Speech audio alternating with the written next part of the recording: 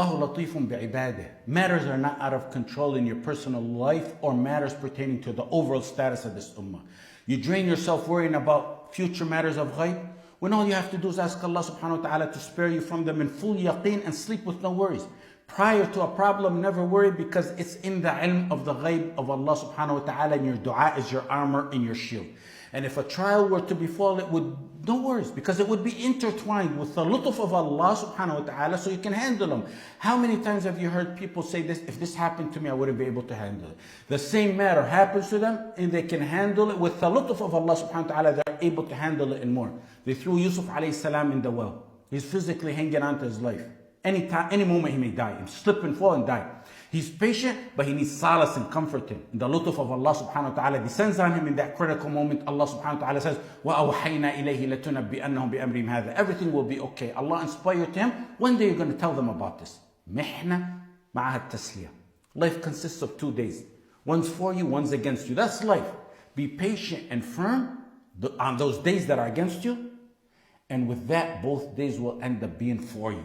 After the well, Yusuf alayhi salam was tested in the house of the Aziz with the wife of the Aziz.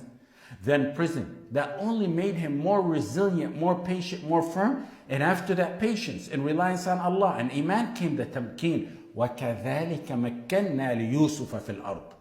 Allah didn't test you to doom you. As a muwahid, He tried you to draw you closer to Him, to better you. He tested you to purify you and purify the ranks from impurities. Like gold needs heating to purify it. Keep the mention of Allah fresh on your tongue and hold fast onto the rope of Allah. وَاعْتَصِمُوا بِحَبْلِ اللَّهِ جَمِيعًا وَلَا تَفَرَّقُوا وَاعْتَصِمُوا بِاللَّهِ هُوَ مَوْلَاكُمْ فَنِعْمَ الْمَوْلَى وَنِعْمَ النَّصِيرُ. Notice the slight difference between those two very similar verses. One says, hold firmly onto the rope of Allah. وَاعْتَصِمُوا بِحَبْلِ اللَّهِ. The other says, hold fast to Allah. وَاعْتَصِمُوا بِاللَّهِ. Approximately 20 years ago, my students came earlier than usual to pick me up for one of the Bulugh al-Maram classes. I was giving them at a local university. They came early. They said, let's go to the lake so we can do some tubing. I said, we have class. We don't want to miss it. They said, we'll make it, inshallah. We went. And for those who don't know, the idea behind tubing is to lay on a floating tube and grab 2 ropes that are tethered to the boat, and the boat tows you away.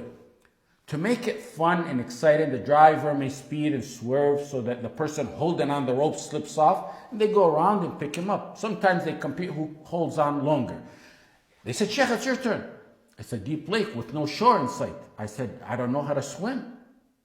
They said, if you slip, just try your best to stay afloat for 30 seconds. We'll come back around and get you. It's my students, and I'm sure back then they didn't want me dead. And they insisted. I grabbed the ropes, and the driver swerved left and right. He kept making sharper and sharper swerves, higher speed. At one point, I was flying in the air, and I never let go. Every one of them slipped off but me. They gave up, and I climbed back in the boat. They were baffled as to how the least experienced one out of them held on to the end. One of them kept analyzing why they were not able to get me off, to slip off. And as we headed off the lake into the car, I said, I got it. They said, what? He said, I know why the Sheikh never let go. They said, you're still dwelling over that? He said, it's his life. We hold on the rope and we're relaxed because we can swim. We may even enjoy falling off. In the back of his mind, his life depends on it, so he's holding on with all his might. He's not letting go. That may be true.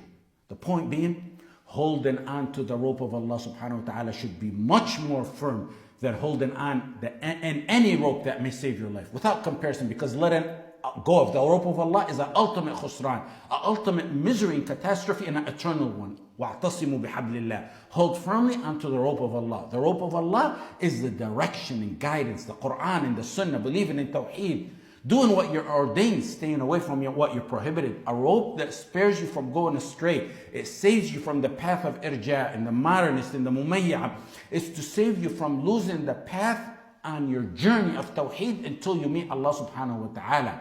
The other verse is slightly different. وَاعْتَصِمُوا بِاللَّهِ. Hold fast to Allah without the rope mentioned there. That's the protection, the power, the weaponry, the armor that you need on this path. Like what? Like tawakkul and sabr and dua and istighatha and refuge. What you need in difficult times. وَاعْتَصِمُوا بِاللَّهِ is knowing He will save you no matter how high the currents are. Knowing that He is your shield. Knowing in yaqeen to the highest degree that Allah subhanahu wa ta'ala is your protector and He protects the believers, the ones you love. Inna Allah yudafi al ladina amanu.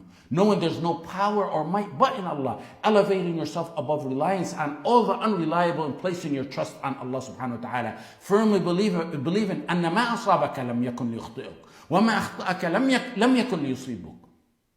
The divine decree that whatever befalls you could have never passed you, and whatever passed you could have never befallen you. You need strength on this journey because it's going to be difficult. وَاعْتَصِمُوا بِاللَّهِ gives you the boost and spares you from the weakness that infiltrates the hearts of some that causes them to veer off this path. Traveling on any path, you need a map and directions. You need the map and directions to know how to reach your destination.